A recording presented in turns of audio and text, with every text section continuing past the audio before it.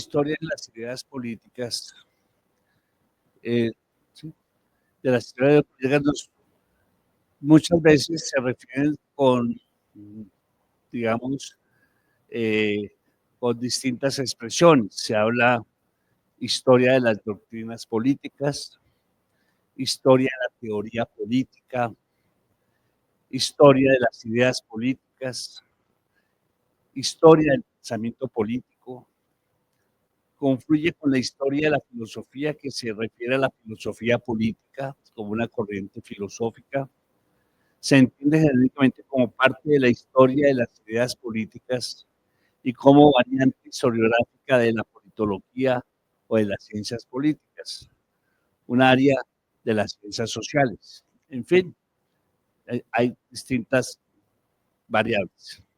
Si hablamos de política, de hecho, el ser por naturaleza, decía Aristóteles, es un ser político.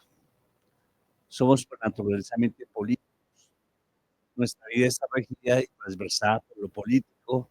Así uno diga, es que yo no soy político, eso es una postura política. Yo no participo en política, esa es una postura política, no participar. Yo no voto, es una postura política, ¿sí?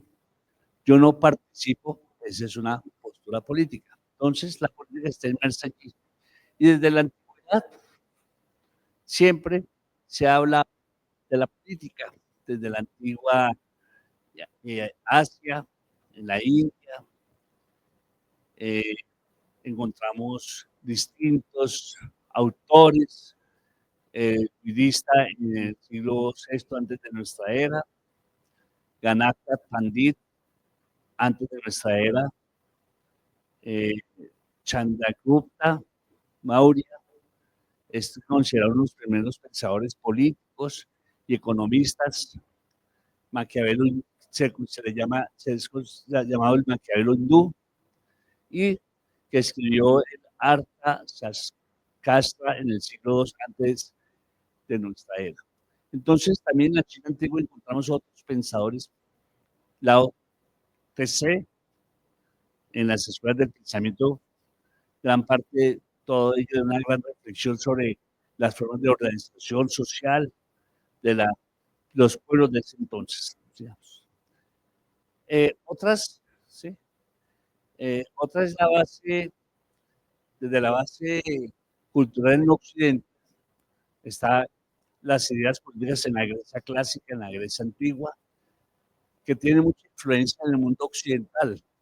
No quiero decir que Grecia fuese parte de Occidente. En su momento, Grecia o los griegos no se consideraban parte de lo que hoy ocupan los pueblos de la Europa occidental. Grecia se desprendía. Había más bien un desprecio por esos pueblos. Entonces no vamos a ubicar a Grecia como parte de la cultura occidental, sino que las ideas políticas griegas se reincorporan a la cultura del mundo occidental. Entonces, la polis como la máxima expresión de organización social y política de los griegos. La polis es la ciudad-estado. Y entonces vamos a encontrar allí las bases de lo que va a haber la incidencia que se da en Grecia, en Roma y en el mundo feudal y el mundo moderno, pasando por el Renacimiento. Entonces, en Aristóteles, el hombre es un ser politicón, es un ser político por naturaleza, vive en sociedad, vive en comunidad, y al vivir en comunidad y en sociedad, pues solidario, porque requerimos de la solidaridad mutua para existir. En la virtud, desarrolla unos hábitos, unas costumbres. El hombre se hace haciendo a lo largo de su vida. La comunidad es una necesidad inevitable y allí surge la política, en la convivencia con la comunidad surge la política. El hombre no es autárquico, por eso tienen varias familias forman una aldea y varias aldeas forman la polis. Esa era más o menos la concepción griega. Por lo tanto, hay 4 fundamentos de la política en Aristóteles: la moral, el lenguaje, la razón política, el hombre, el son. Todo esto va a constituir el estado de la polis. Lenguaje, moral y razón. Estado, digamos. Por lo tanto, para Aristóteles existen 3 formas de gobierno. Ya en el texto de la política de Aristóteles, allí en la descripción de los tipos de estados que habían en la antigua Grecia, ¿sí? Para mirar que hay unos estados que son monárquicos, aristocráticos o democráticos. Y plantea que una forma de gobierno pura es esa, y una forma impura, o cuando se corrompe o se daña una forma de gobierno, en el caso de la monarquía, se convierte en tiranía. Que cuando la aristocracia se corrompe, se convierte en oligarquía, y la democracia se vuelve demagogia. En ese sentido, no se pretende, dice Aristóteles, que el Estado sea más justo, no, sino que él garantice, conjugue el máximo de justicia con el máximo de estabilidad. No se busca un Estado perfecto, pero por lo menos que garantice la estabilidad y el máximo de justicia, que haga ese intento. Cuando la monarquía es aceptada por el pueblo, pues una monarquía tiene consentimiento popular. Es decir, el pueblo acepta una monarquía, convive en una monarquía. Pero cuando se descompone y se vuelve tiranía, pues el pueblo tiene derecho a sublevarse a la tiranía. Cuando una aristocracia que tiene aceptación social se corrompe y se vuelve oligarquía, pues el pueblo se subleva contra la oligarquía. Y cuando la democracia se vuelve demagogia, que es decir, de esos políticos que siempre prometen falsas promesas que incumplen con engaños, esa es la demagogia. Por lo tanto, la democracia reside en la soberanía popular, en el constituyente primario, que es el pueblo.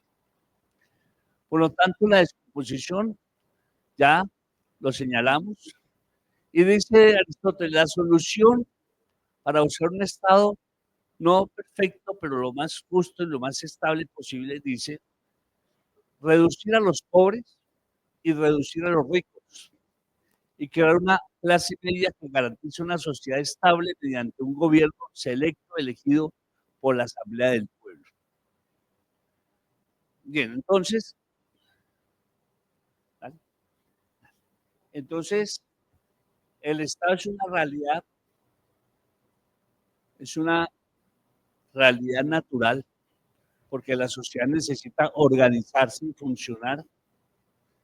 El Estado es una comunidad perfecta y solo en ella puede haber vida que se vale a sí misma.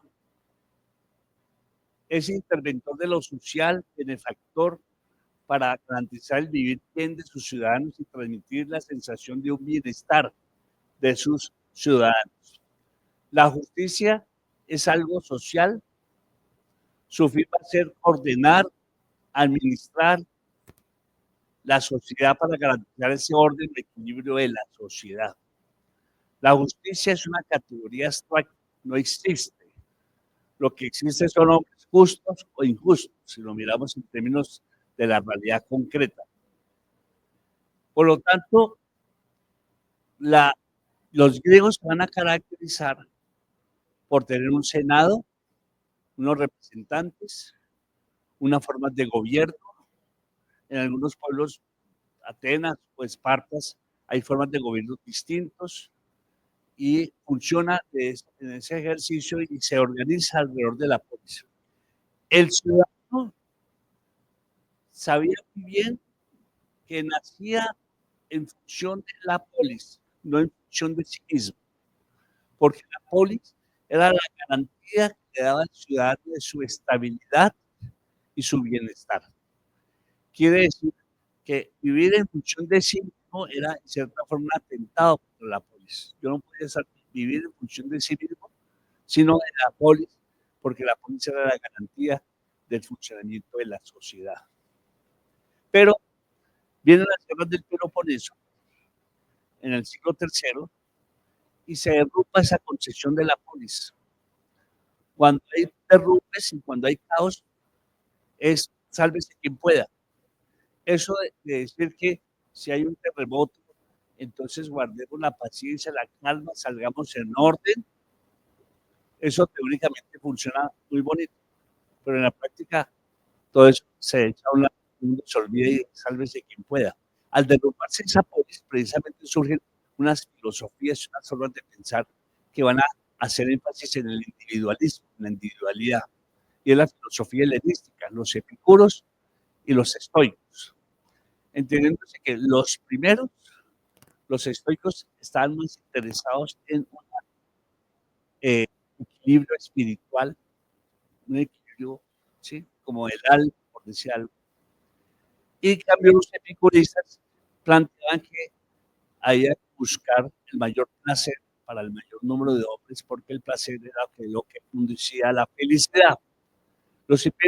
El epicureísmo ha tenido mucha influencia en las teorías de que Elías Bentham, inglés, constitucionalista, y Bentham va a ser un hombre que va a ser estudiado muchísimo durante la época de la independencia aquí en la Nueva Granada, y va a tener mucha influencia en Bolívar y en Santander, que planteaban también la búsqueda del placer para la mayoría de los seres humanos, que va a ser atacado Jeremías Bentham durante la época de la emancipación por parte de la Iglesia, porque consideran que esas teorías conducían a la perversión, porque ¿a dónde iban a parar los jóvenes en la búsqueda del placer? Y entonces, como Bentham era masón, y pues Bolívar y Santander también parecían de la masonería. Entonces, surgen esas filosofías individualistas y que coincide con la muerte de Aristóteles, y surge esta filosofía que se caracteriza por el individualismo. ¿Vale? Entonces, esa concepción de los estoicos, esa concepción del alma en Platón, el alma en Platón es un concepto racional. Cuando se refiere Platón al alma, se refiere a la razón, no al alma que nosotros concebimos en el mundo cristiano. Además que Cristo no había ni nacido en la época de Platón. Entonces, él habla del alma, pero para referirse a la razón. Y el concepto de un solo Dios, del pueblo de Judea, de un solo Dios, que se subleva frente al Imperio Romano, que solamente existe un solo Dios. Todos esos elementos van configurando la teoría del pensamiento cristiano, de la religiosidad. Y entonces, también desde allí surgen los planteamientos políticos desde el Evangelio, los conceptos bíblicos, son expresiones políticas. Mi reino no es de este mundo. Al César lo que es del César. Hay dos poderes en los cuales el mundo es particularmente gobernado. Uno, por la sagrada autoridad de los papas, y el poder real de ellos, el poder sacerdotal, es tanto más importante cuanto que tienen que dar cuenta los mismos reyes de los hombres ante el rey tribunal divino. Son expresiones políticas. Aunque tengas en primer lugar de dignidad sobre la raza humana, empero tienes que someterte fielmente a los que tienen a su cargo las cosas divinas y buscar en ellos los medios de tu salvación. Entonces, ahí hay todo un componente político. Entonces, si seguimos mirando otras expresiones, y dice, pues, que el deber era pertenecer o respetar la administración de los sacramentos y obedecer a la autoridad eclesiástica y dominarla. Por tanto, esas cuestiones deben depender del juicio eclesiástico, es decir, allá hay todo un conflicto desde ya la iglesia y las comunidades religiosas empiezan a imponerse porque el cristianismo va a jugar un papel importante, no solamente desde el punto de vista religioso, sino también político. Yo lo considero también como una corriente revolucionaria en su momento, que se pone a favor de los desposeídos, de los enfermos, de los excluidos, del perseguido pueblo judío. Por lo tanto, cuando surge el cristianismo, pues el cristianismo se convierte, o más bien se es perseguido por el Imperio Romano. Pero el cristianismo durante un lapso de tiempo de casi más de 300 años se va a ir introduciendo dentro de los pueblos de dominio del Imperio Romano y tiene una aceptación social. Y ustedes saben que el Imperio Romano era toda la Europa, norte de África y parte de Oriente. ¿Qué sucede en el siglo III en Roma?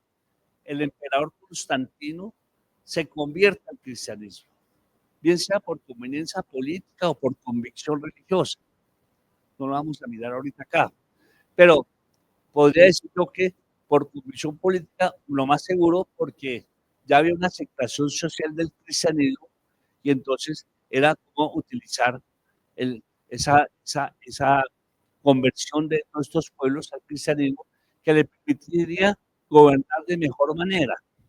De tal manera que en el siglo III, pues habían obispos y el obispo de Roma fue considerado el obispo mayor, que después se convierte en la figura del Papa, y surge entonces el poder de la Iglesia como una institución independiente del Estado.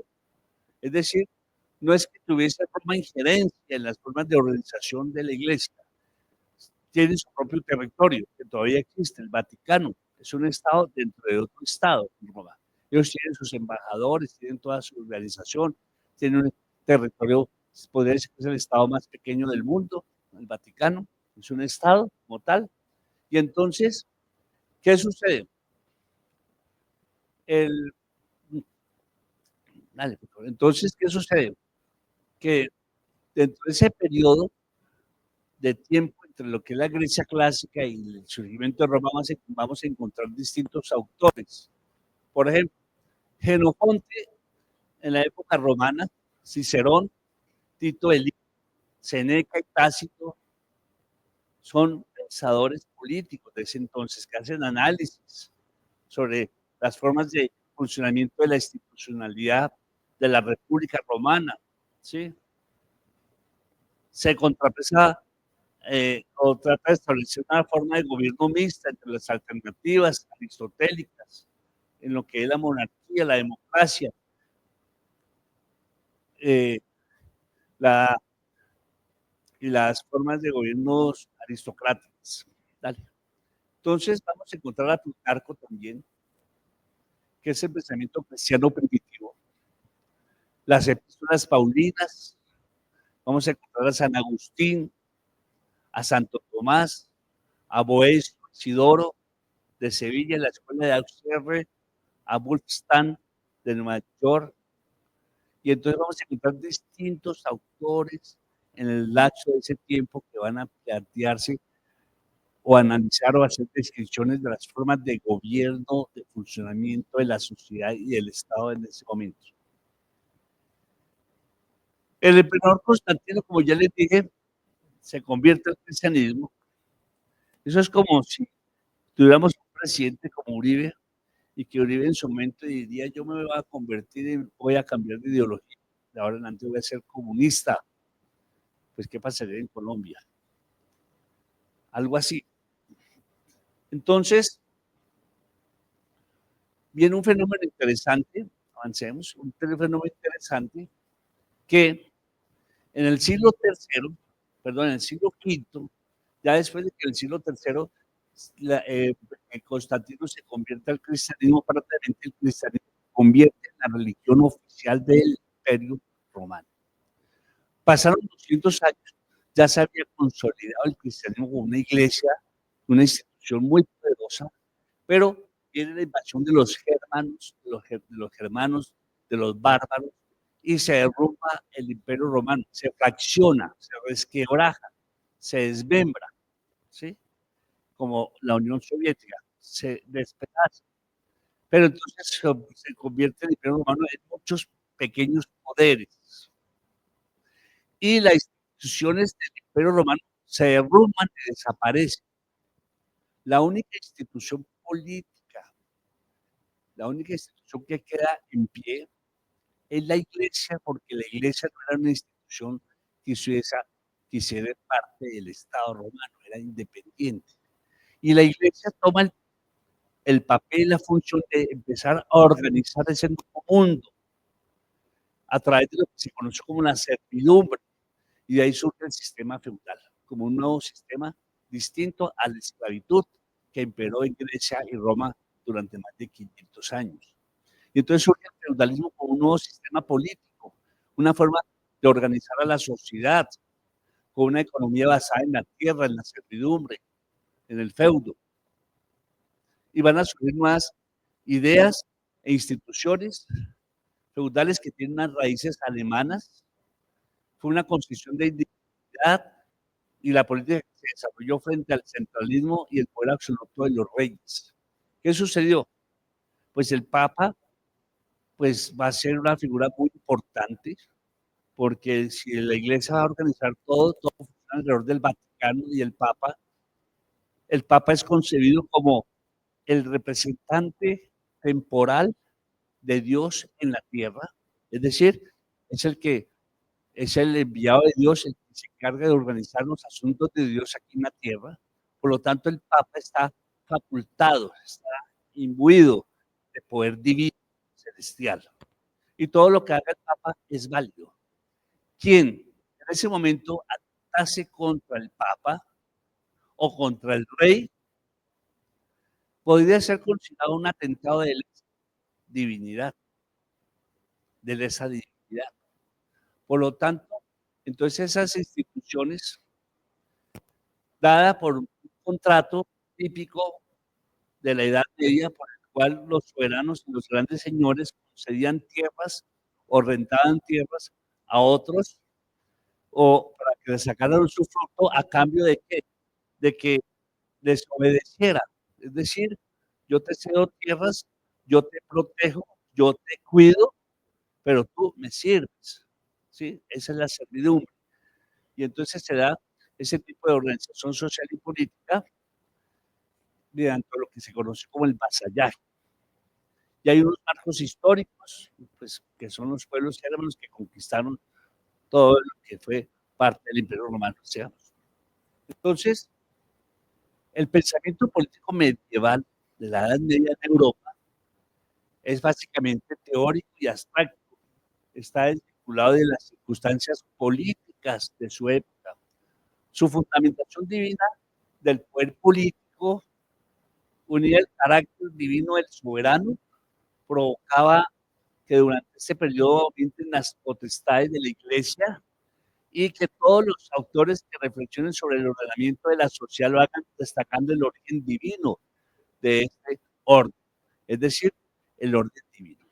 Era tanto el poder del Papa que el Papa Alejandro VI, en el año 1493, cuando los españoles llegaron a América, entre comillas, el descubrimiento, digo entre comillas porque no es descubrimiento, es cuando yo descubro algo que no le pertenece a nadie, nadie está allí, pero si hay alguien allí, pues eso le pertenece al que está allí. Pero bueno, el Papa Alejandro VI, en un documento que se llama la bula papal o bula intercaetera, o también como bula alejandrina, decidió regalar, donar esas tierras de América a la corona de España y Portugal.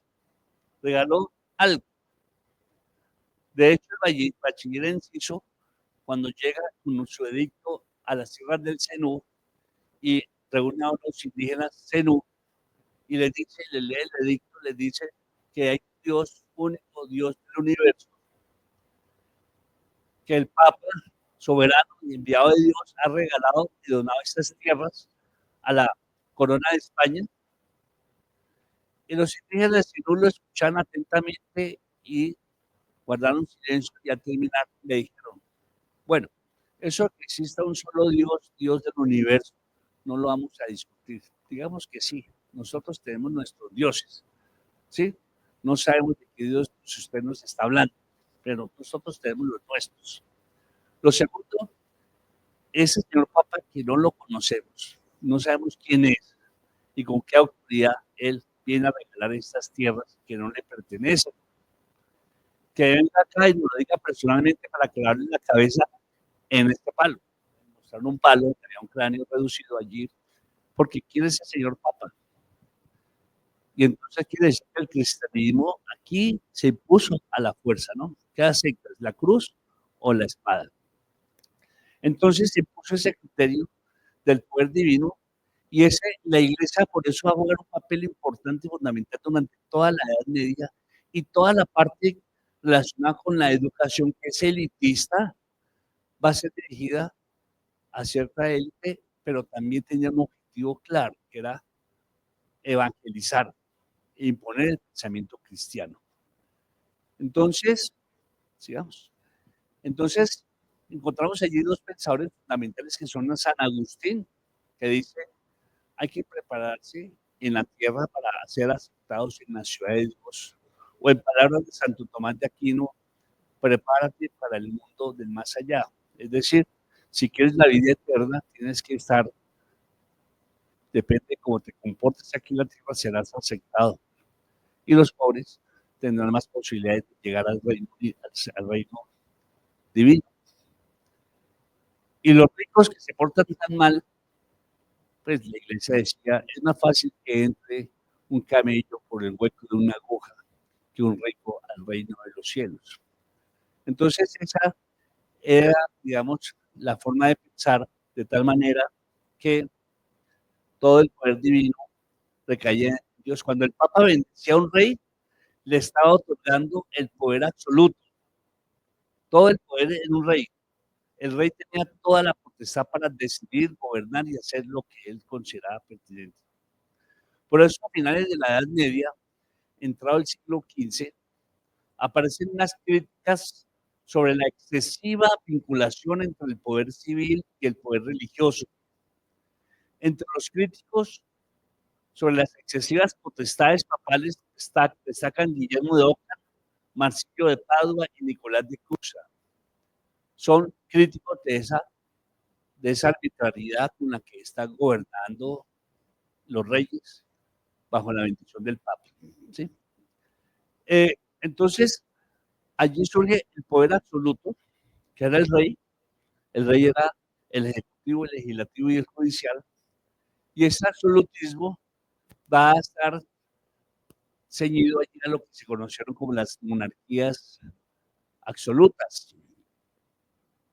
Varios autores se refieren a ello, pero también había una condena, una rebelión a este orden establecido absoluto, y al mismo Santo Tomás de Aquino llegó a decir que en caso de abuso de autoridad por parte del rey, el pueblo tiene derecho a la sublevación. Eso era muy avanzado para el siglo XII decir eso en su momento. Sí, sigamos. Entonces, sí, dale, por favor. Entonces vamos a encontrar que en ese renacimiento, que yo le llamo un periodo de transición entre el mundo feudal y el mundo moderno, el mundo de la modernidad, entonces ese periodo va a estar caracterizado por grandes cambios de carácter científico, tecnológico. El mundo es mucho más amplio con la introducción de América a, a la cultura del mundial. Aparecen ideologías que rechazan el sentido del poder medieval, como el humanismo, que rechazan el poder absoluto de los reyes, propio de la ideología burguesa o del pensamiento liberal, porque en el Renacimiento se vienen a consolidar lo que se conocieron como los burgos, que son como unas villas, lugares donde habitan hombres y mujeres que no están subordinados al señor feudal, a la nobleza, que son hombres libres por el oficio que desarrollan, conocido como los oficios liberales. No estoy hablando de ideología liberal, sino de oficios liberales, libres pensadores, que tributan y pagan impuestos, pero tienen un desarrollo y un oficio liberal que los hace autónomos e independientes para tomar sus propias decisiones, que son los comerciantes y los artesanos. Ellos no obedecen al señor feudal como si lo hace el siervo. Por lo tanto, son hombres libres que transforman la materia prima, la naturaleza, en mercancía, en productos terminados que comercializan o venden a los comerciantes, y los comerciantes comercializan esas materias primas, esas mercancías, esos productos. Y de allí va surgiendo un pensamiento liberal de libres pensadores que empiezan a tener una relación distinta en la sociedad, que el dinero se convierte en un factor de poder determinante. Entonces va surgiendo de manera embrionaria una nueva clase social inmersa dentro del feudalismo, que es la burguesía, ¿sí? Que la nobleza la consideraba una clase plebeya, plebe, ¿sí? Porque no obedecía las costumbres de la nobleza. La nobleza, la nobleza el trabajo era despreciable, era bajeza. Los que trabajan, sí, esa plebe, esa que toca trabajar, la nobleza era un desprecio por el trabajo. Entonces aparecen esas nuevas ideologías que rechazan el sentido del Estado y el poder medieval. Ah, ya, ya. Entonces se amplía todo el tema de las tres rutas comerciales, marítimas, ¿sí? Y se empieza a cuestionar la existencia de las fronteras totales, ¿sí? Porque era un espacio para el desarrollo de las fuerzas productivas. Entonces esa burguesía empieza a desarrollarse. Esa burguesía empieza a desarrollar unos conglomerados urbanos donde habitan estas personas, pero en esas pequeñas ciudades pues, no existía ninguna legislación que organizara ese tipo de sociedades. Vienen las guerras de religión, se empieza a desarrollar una especie de conflicto entre la Iglesia y el Estado, y empiezan a aparecer políticos o teóricos que son propios de la Edad Moderna, Erasmo de Rotterdam, Tomás Moro, Lutero, Calvino, Maquiavelo, Hugo Rocio, Tomás Hobbes, John Locke, Montesquieu, Rousseau y otros. Pero voy a referir solamente a tres por el momento. Tomás Hobbes. No, dale. Tomás Hobbes, que es uno de los principales teóricos del Estado moderno, que se plantea cómo debe ser organizada la nueva sociedad y el nuevo Estado. Y él habla del poder absoluto, ¿sí? Que protege al hombre de sí mismo. Y él plantea que después del caos de la guerra civil en Inglaterra, en el Reino Unido, lleva a plantearse dos asuntos, la seguridad o la libertad. Imagínense que esos temas hoy en día todavía son vigentes. Y en épocas de pandemia se puso mucho más evidente el tema de sacrificar la libertad por la seguridad. La seguridad o la libertad. Dice, la seguridad, porque en la libertad posiblemente hay un caos, y entonces ahí está en disputa siempre el tema de la seguridad o la libertad. Resuelve esta cuestión con la teoría política y que desarrolla en su obra El Leviatán, donde plantea que los hombres deben renunciar a su libertad política y se deben de subordinar al poder del Estado de forma voluntaria a cambio de que el Estado les garantice la seguridad física y vital. Es decir, usted renuncia a sus libertades individuales, a sus libertades políticas y se subordina al Estado y el Estado le garantiza a usted su estabilidad y su vida. El Leviatán es visto, lo describen como un gran monstruo marino, mitad ballena, mitad no sé cuál es la otra parte de la otra mitad, donde se acercan las embarcaciones, un monstruo que se vaya en la línea del mar al fondo, de donde las embarcaciones, si se acercan mucho, las embarcaciones, si son respetuosas con el Leviatán les perdona la vida, pero si se sublevan y son irrespetuosas con el Leviatán las devora. Eso quiere decir que si usted se subordina al Estado y es obediente al Estado, y es respetuoso del Estado, usted va a tener tranquilidad, estabilidad, seguridad y se garantiza su vida. Si atenta contra el Estado lo aplasta. Entonces, esa teoría de Hobbes está iniciada en las teorías del Estado moderno. Se inician convirtiéndose, diría, en la primera vez que se afirma que los hombres crean su propia sociedad, firman una especie de contrato social. Es decir, base teórica de la convivencia humana liberal. No niega la concordancia que puede haber entre la Iglesia y el Estado, pero dice que la Iglesia no puede ejercer influencia en el Estado, debe estar apartada. Entonces es el Estado absolutista, el poder absoluto, en Hobbes. Sigamos. Encontramos unas ideas liberales también, bueno, en Top Hobbes, aquí seguimos con Thomas Hobbes, donde la mitad es un monstruo de la mitología clásica, un gigante monstruo marino, mitad pez, mitad ballena, que devora hombres. El monstruo no respeta a nadie, pero respeta a quien le rinda pleitesía, refiriéndose al Estado como un gran monstruo. Bien, sigamos. Encontramos a John Locke, que se plantea el Estado liberal, otro teórico.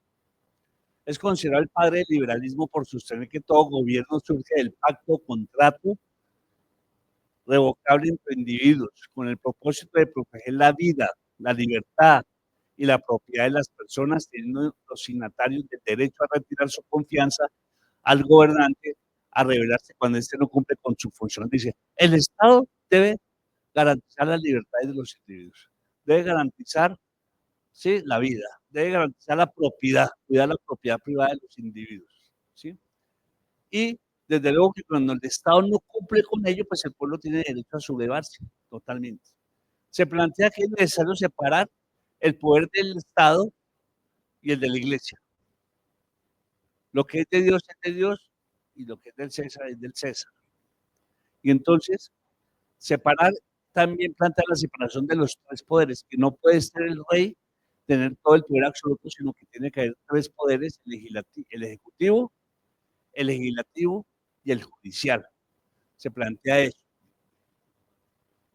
Y por lo tanto, se plantea un nuevo orden jurídico que se pone al libre desarrollo de la economía. Se trata de un proceso que duró siglos y entonces ese es el planteamiento y esos son planteamientos teóricos.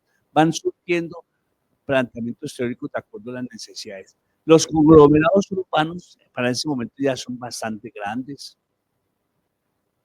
Son ciudades enteras con muchas manufacturas, talleres, telares. Hay una clase incipiente, emergente, que es la burguesía, contradictoria a la burguesía. Hay otra clase emergente que es la proletaria, la trabajadora, los obreros. Y entonces se van desarrollando ese proceso. Entonces, no voy a detener mucho aquí en Locke, pero hay que tener en cuenta el contexto histórico, político y social que se vivía en Inglaterra, todo el tema, los planteamientos teóricos de Hobbes y John Locke. Esto va a llevar al desagregado poder de los señores feudales, al poder del Estado absoluto. Hay una confrontación de luchas por el poder político. Esa burguesía requiere tener poder político y por lo tanto la burguesía llega a crecer tanto que se plantea la necesidad de tener el poder político porque tenía poder económico, más no político. La Revolución Francesa de 1789 obedece a esa necesidad de la burguesía de hacerse del poder político. Y por eso el rey y la reina de Francia, sus cabezas van a rodar bajo las guillotinas. Y se instaura una república y se pone fin a las monarquías en Francia. Las otras monarquías, noblezas de Inglaterra, de España y de otras regiones, pues se van a aterrorizar porque se estaban imaginando que sus cabezas también iban a rodar bajo las cuchillas de las guillotinas que se utilizaban para procesar y juzgar. Entonces, viene una contrarrevolución muy fuerte, pero Francia se mantiene, su revolución se mantiene gracias a que estallan otras revoluciones burguesas en el resto de Europa. ¿Qué sucede? Las revoluciones burguesas en algunas partes no triunfaron, pero no fueron aplastadas. Y la nobleza no fue derrotada, pero ya no podía seguir gobernando como lo venía haciendo. Por lo tanto, ya hubo un acuerdo entre la nobleza y la burguesía de que, venga, hagámonos pasitos, ¿sí? Hagámonos pasitos y sobrevivamos juntos. Y surgen las monarquías constitucionales. Quiere decir que hay una constitución política que le limita el poder a los reyes y está sometido a una constitución política. Y la nobleza sigue existiendo y es la nobleza que existe hoy en día en Inglaterra o en España. Son monarquías constitucionales, donde hay unos ministros, hay un poder parlamentario y la burguesía empieza a jugar un escenario de, político muy importante en una forma combinada de gobierno. Entonces está John Locke con el Estado liberal, avanzamos.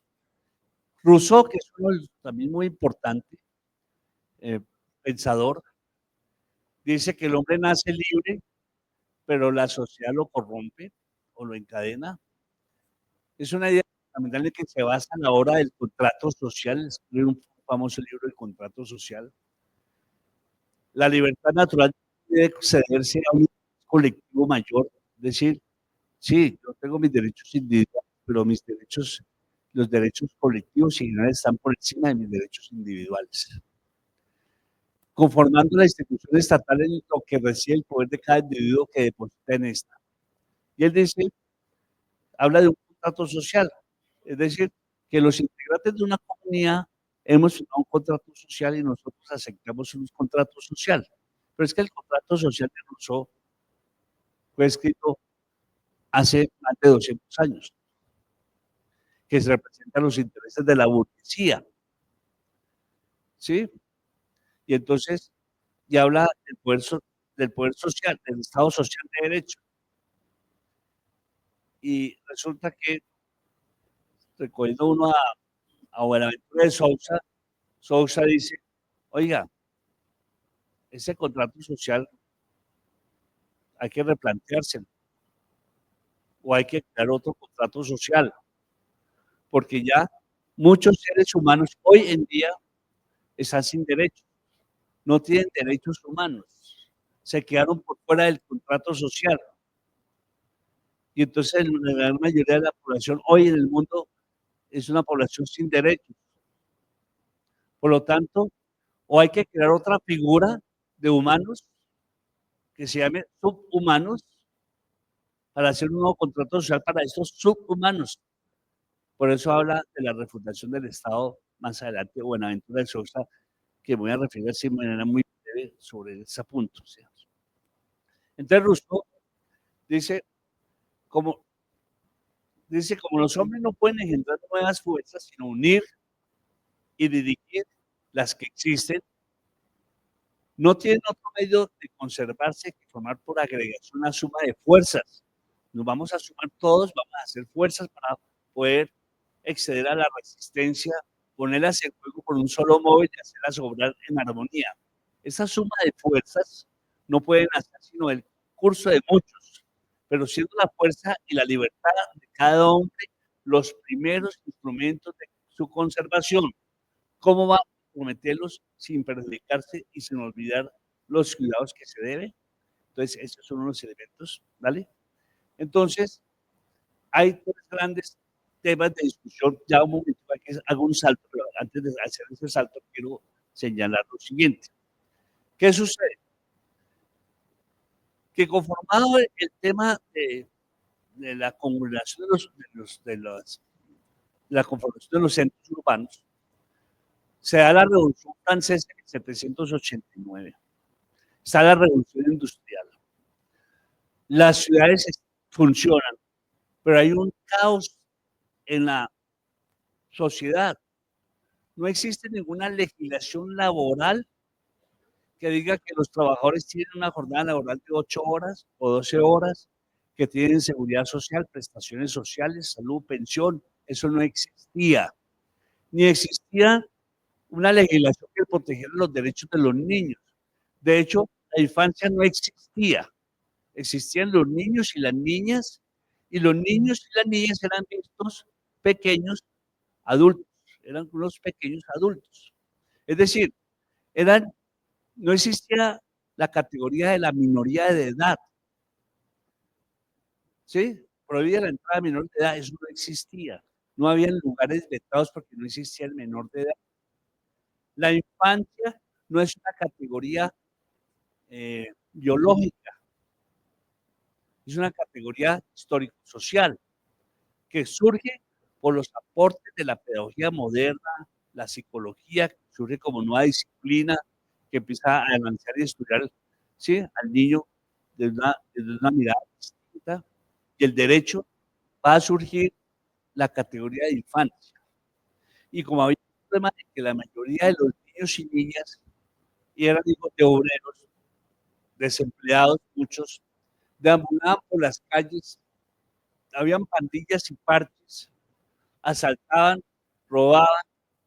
Entonces, la burguesía en el nuevo Estado moderno, que desaparecen las fronteras feudales y fomenta el desarrollo de las fuerzas productivas propio del capitalismo, quiere poner en orden lo social y necesita tener control, vigilancia y disciplinamiento de esos cuerpos infantiles y juveniles, y por eso surge la escuela pública en Europa.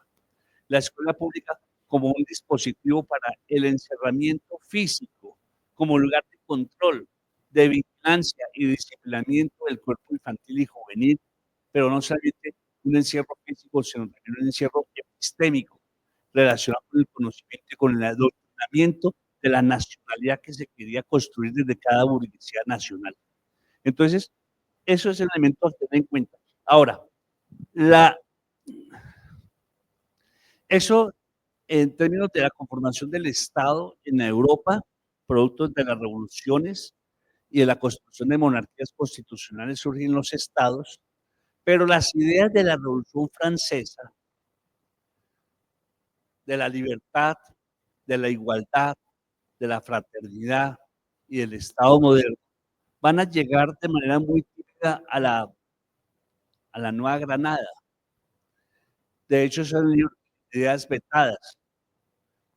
Los españoles, la corona española, que inicialmente tenía dos virreinatos, los Austrias, los Austrias, tenían dos virreinatos, el de México y el de Lima, y luego cuando llegan los Borbones, conocidos como los ilustrados, los reyes ilustrados, que simpatizaban con las ideas de la ilustración, en cierta forma, no tanto con la Revolución Francesa, sino con las ideas de la ilustración en el campo de la ciencia, y aquí llegan los Borbones, la Nueva Granada, y empiezan a desarrollar todas las ideas de la ilustración.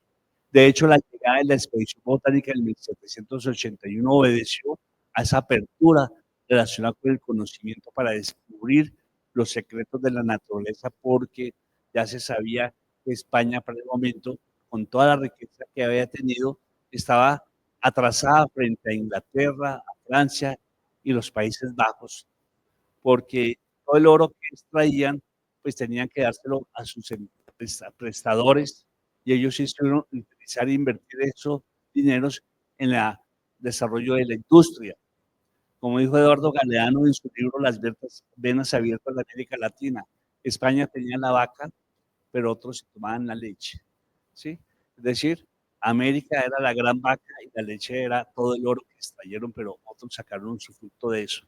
Entonces, una manera de aceptación para descubrir los secretos de la naturaleza con el argumento de que, dijo Celestino Montes, de que descubriendo los secretos de la naturaleza tenemos una aproximación más a Dios y saber quién es Dios, ¿sí? Porque la naturaleza es creación de Dios.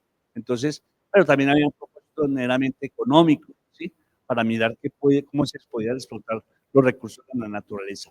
Aquí se da, esas ideas van a llegar muy tímidamente aquí porque la construcción del Estado moderno tiene unas características, perdón, del Estado en América va a tener unas características totalmente distintas a las de Europa.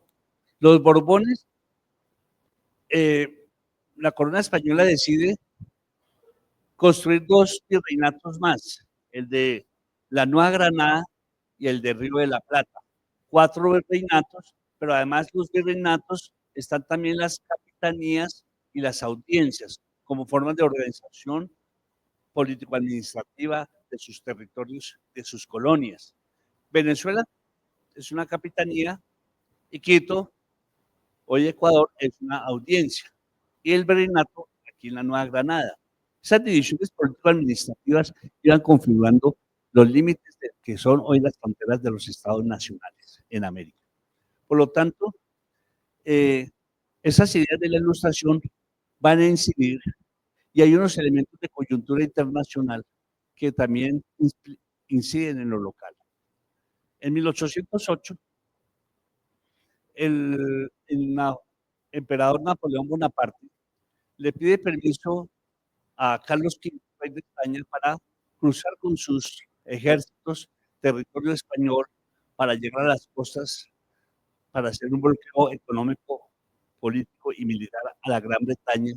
Y como España era enemiga de Inglaterra, se alió con Napoleón, permitió el ingreso de las tropas a España y se dio una invasión sin un muerto prácticamente. Y Napoleón toma preso a Carlos V, lo engaña. Y entonces queda España sometida al dominio francés de Napoleón. ¿Qué sucede allí entre 1808 y 1810 aquí en la Nueva Granada? Pues acá se da un vacío de poder. ¿Quién gobierna? Y la discusión que se daba era, ¿y ahora será que tenemos que obedecer nuevamente a Napoleón? ¿Ahora tenemos que obedecer a Napoleón? ¿Tenemos que someternos al dominio francés? ¿O será que el Papa actual nos vuelve a regalar? Eran las discusiones que parecen, hoy nos parecen absurdas esas discusiones posiblemente, ridículas. De pronto ustedes no les restan importancia, pero para ese momento histórico del año 1808, para los hombres y mujeres de aquí, la Nueva Granada y del continente, eran discusiones de vida o muerte, eran los debates políticos que daban los jóvenes en distintos escenarios. Y entonces se genera toda esa discusión sobre la validez de la independencia o no. Me leí la discusión, el debate de Antonio Nariño y Antonio León, que era fiel a la corona real, y decía León, Antonio León decía y justificaba que esos pueblos no tenían derecho a la independencia. ¿Cuáles eran las razones que daban? Primero, ¿usted cómo justifica que una casa o una finca le pertenece? Usando la escritura pública, ¿cierto? Esta es mi escritura pública, está registrada en la notaría, esto me pertenece. Entonces, decía, el Papa Alejandro VI regaló esas tierras y hay una escritura, está la bula papal, mire, es un documento que es de propiedad de la corona española, no la podemos usurpar. Dos, el sentido de la inferioridad, hay una superioridad, entonces había una mentalidad de inferioridad que todavía pesa mucho porque no nos hemos decolonizado y todavía nos sentimos a veces inferiores a Europa, da esa sensación, ¿sí? Y entonces el tema de la iglesia, de la fe cristiana se va a derrumbar y esto va a entrar en el infierno, esto va a ser el caos total. Entonces se discutía eso y Antonio Nariño le decía, no, ¿por qué los españoles sí tuvieron el derecho de sacudirse de los moros, de los judíos, de los turcos, que los azotaron durante más de 7 siglos, que los invadieron y se sacudieron de ese yugo? ¿Por qué no lo podemos hacer nosotros también? Y entonces, ¿por qué quiere plantear el libre derecho de sacudirse de Napoleón Bonaparte, que quiere ejercer ese mismo derecho que ellos impusieron sobre nosotros? Entonces se da esa discusión entre esos 2 años, de 1808 a 1810. En 1810 se da la declaración de independencia del 20 de 1810, que es una declaración tímida, porque lo que dice es que llaman al rey Carlos V que venga aquí a gobernar en la Nueva Granada. No fue auténtica. La del 11 de noviembre de 1811 en Cartagena sí fue una declaración radical, auténtica. Pero esa es la que no celebramos, ¿cierto? Sino la del 20 de julio porque fue la de los criollos. Y como la de Cartagena declaración de mestizos, de negros, entonces esa se olvida, porque ¿qué se celebra aquí en Colombia el 11 de noviembre cada año? ¿Qué se hace? ¿Quién me dice? En Cartagena, los 11 de noviembre de cada año, el reinado de belleza, ¿cierto?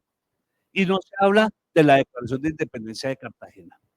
Como no se habla ni se le resta importancia a las declaraciones de independencia y las revoluciones de Haití, que fue el primer pueblo libre de América, que derrotó 3 imperios como el inglés, el francés y el español, que Bolívar llegó a Haití pidiéndole a el presidente de Haití en ese entonces, se me olvidó el nombre, Roberto Petiot, Petiot, francés, negro, Haití es una población negra, y le dijo a Simón Bolívar, vamos a apoyar, pero con la condición de que cuando triunfe la revolución de independencia ya usted libera a los negros, acabe con la esclavitud.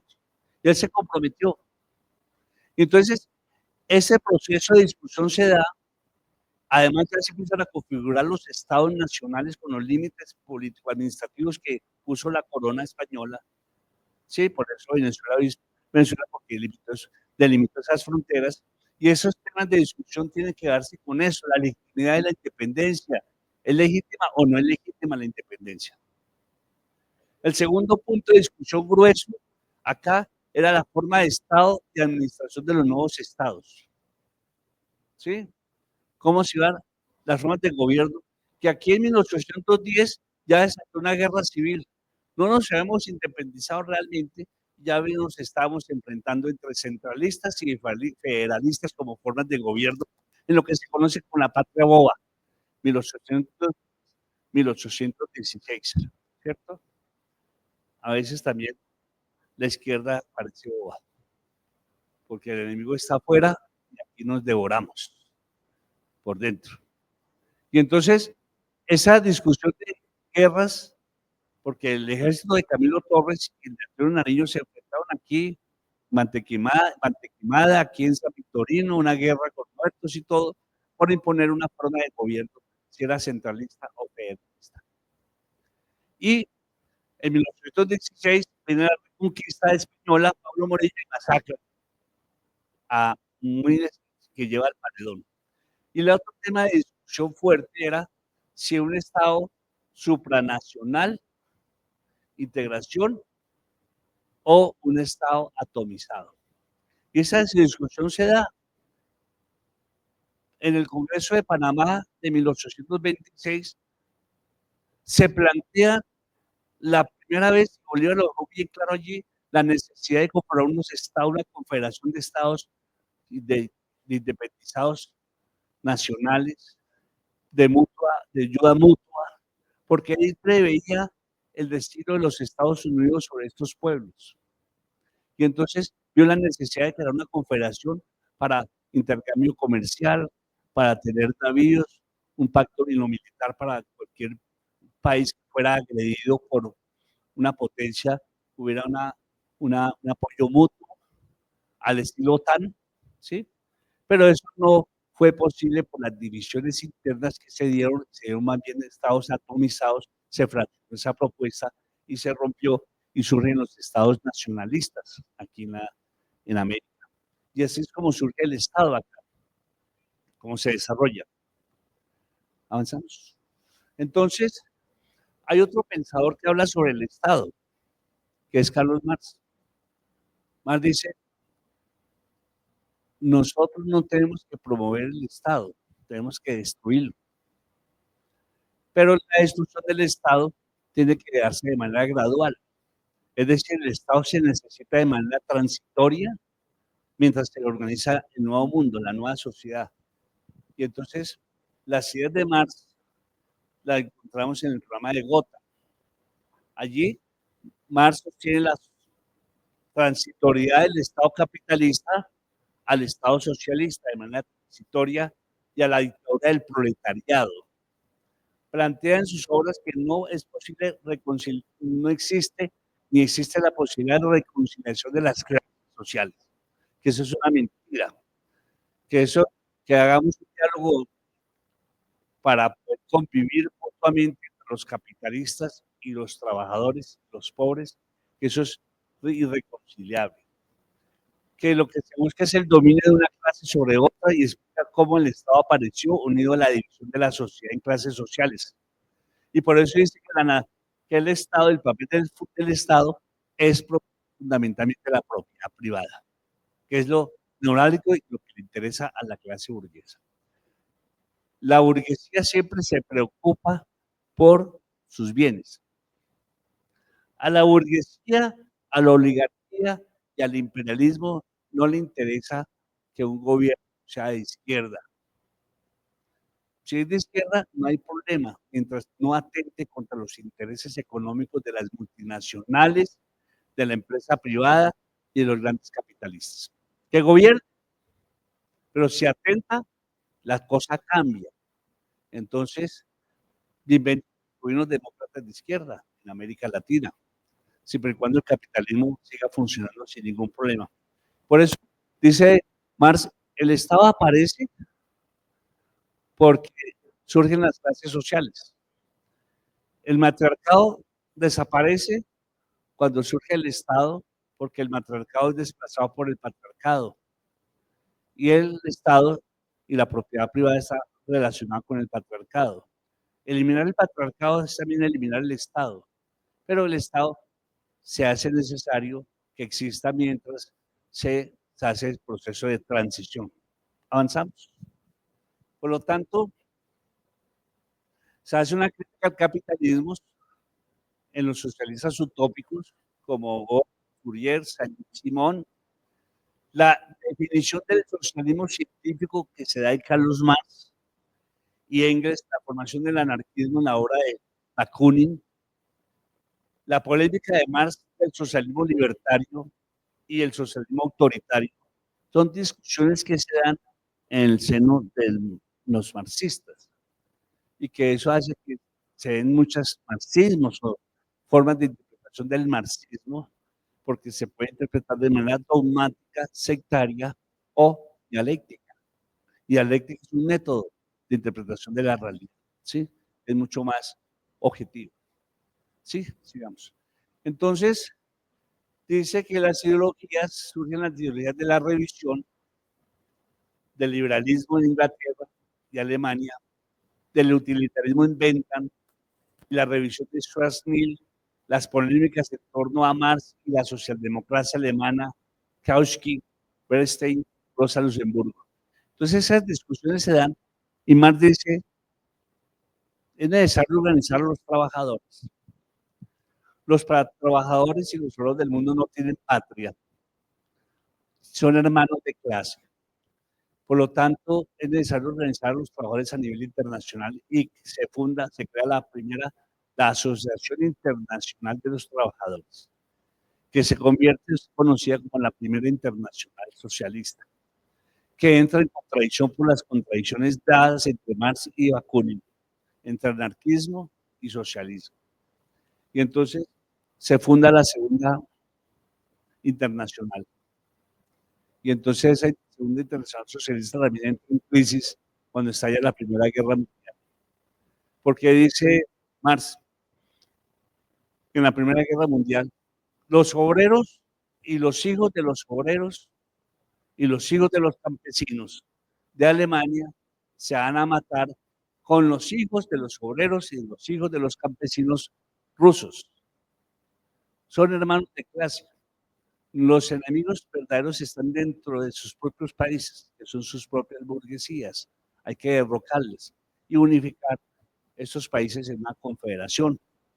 Pero, bueno, eso no funcionó porque el Partido Socialdemócrata Alemán cayó en una actitud chauvinista nacionalista y entonces decidió estar allí. Y por eso surge la Revolución Rusa, ¿no? La primera en febrero, que es una revolución liberal, liderada por Kerensky, democrático burguesa, pero continuó en la guerra y por eso los bolcheviques siguen levantando la bandera, porque Kerensky le invitó a Lenin, a ellos, a ser parte del gobierno y dijeron que no. sino que ir mucho más allá. Por eso la Revolución de Octubre es una revolución socialista. Y entonces, claro, él ha escrito muy bien todo el tema de la enajenación del trabajo frente al obrero. Por decir algo, un obrero en una fábrica de carros, todos los días manipula carros, pero no tiene carro. Un cajero en un banco, todos los días sus manos pasan millones y millones de pesos y sale del banco y apenas tiene de pronto para el bus, para llegar a su casa.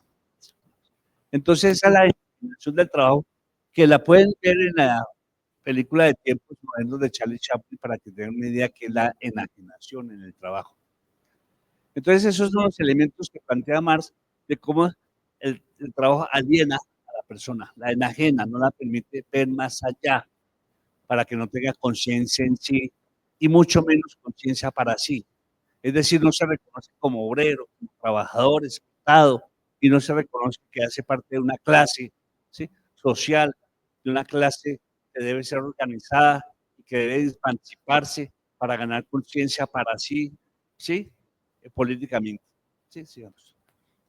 Entonces dice el patriarcado no tiene patria y por eso habla del proletario de todos los países unidos. Avancemos esa partecita. Entonces, dentro del marxismo vamos a encontrar distintas tendencias. El leninismo, el estalinismo, el trotskismo, el maoísmo, el castrino-guevarismo, la teología de la liberación, la política y el método. Todos esos son formas de interpretación del marxismo, muchos marxismos. Hay un marxismo cristiano revolucionario, en Camilo Torres, por ejemplo. Existen, se diferencian a veces por el método. Algunos dicen la revolución debe ser muy parecida a la de China, guerra popular prolongada de guerra de guerrillas. Otros dicen no, la revolución debe ser como la rusa, como la bolchevique, de guerra insurrección obrera y de masas. Y entonces cambia, es el método. Otros dicen, no, la combinación de todas las formas de lucha. Otros dicen, no, vamos a participar dentro de la institucionalidad burguesa, vamos a participar en elecciones, vamos a hacer gobierno y luego vamos a tomarnos el Congreso, mayoría del Congreso, a lograr tener mayoría en el Poder Judicial, porque cambiando, porque no nos basta solamente ser gobierno, sino también ser poder. Entonces, sean esas discusiones políticas de la táctica y la estrategia, y eso hace parte del debate, de debates políticos que en Colombia en este momento esa es una deliberación, una discusión. Si hay intereses de verdad de construcción de sociedad y país o hay intereses individuales, como yo voy ahí. Sigamos. Entonces, entre el cristianismo y el marxismo, pues Camilo Torres decía que el cristianismo y el marxismo no había contradicción, porque el cristianismo habla del, del, de, de, del mundo perfecto, del paraíso, más allá, en el mundo del más allá, y que a mí me decían, pues el mundo del más allá es acá, ¿sí? Queremos la igualdad, pero ¿qué tipo de igualdad? Entonces hay otras ideas políticas dadas en la teología de la liberación, como temas políticos, sigamos. Está el tema de la Revolución de Octubre, que ya les comenté, que era la necesidad de un partido político, la necesidad de que los obreros se organizaran como clase, que los obreros tuvieran un partido político para la dirección de una revolución y que hubieran condiciones objetivas para la revolución. Es decir, pueden haber condiciones objetivas, pero no las condiciones subjetivas. Puede ser que es que el pueblo tiene hambre, hay desempleo, hay miseria, hay descontento, todo. Ahí están las condiciones objetivas dadas. Si se convoca mañana un paro, todo el mundo va a salir y posiblemente no sale nadie, porque las condiciones subjetivas no están dadas, el pueblo no está pensando en eso. Sigamos. Entonces también los fascismos también son una teoría política. ¿Sí? Las crisis parlamentarias para la Primera Guerra Mundial. Entonces está el fascismo en Italia, el nacionalismo totalitario, la de Mussolini, el nacionalismo militarista, racismo y tradición autocrática en la gestación de los nacionalismos alemanes, Hitler, por ejemplo, digamos. Y entonces, si uno mira la teoría del origen del fascismo, la vamos a encontrar también dentro del mismo socialismo.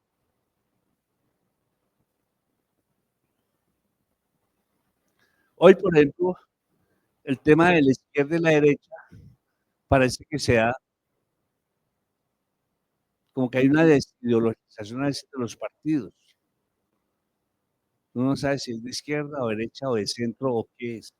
Entonces, pero sigamos para explicar un poquito el tema del fascismo. Eh, bueno, las ideas del fascismo surgen también porque Mussolini era socialista y él planteaba que era posible hacer cambios, ¿sí? Y se ganaba, el partido nazi, social, nacionalista nazi, tenía una gran influencia sobre la clase, sobre los trabajadores. Y se habla de un socialismo también, pero primero había que exterminar a los judíos para avanzar el socialismo, decía Hitler. Era un discurso que confundía. Entonces, dentro de las teorías políticas contemporáneas, por cuestiones de tiempo, porque a ti que llega nuestra compañera en el país, tengo que ofrecerle 15 minutos o 20, está la superdemocracia, la mentalidad liberal, la sociedad abierta de varios autores, Popper, las ideologías antiimperialistas, las tendencias al repliegue, el fundamentalismo y el integrismo, el neocontractualismo en distintos autores. Entonces van a encontrar ustedes autores en lo que se llama la teoría política contemporánea, los planteamientos que hay y los autores que están allí señalados. Para quienes tengan interés de profundizar sobre ello, lo pueden hacer. Entonces, la tensión entre totalitarismo y democracia es algo también permanente que se ha dado. Los estados actúan hábilmente para ejercer autoritarismo mediante el miedo, el temor e incertidumbre frente a la inseguridad. Es decir, si nosotros miramos ahorita la cultura política en Colombia, el tema es libertad o seguridad, paz o seguridad.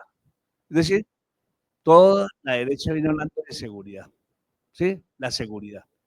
Con la seguridad establecemos la libertad, la democracia y la paz.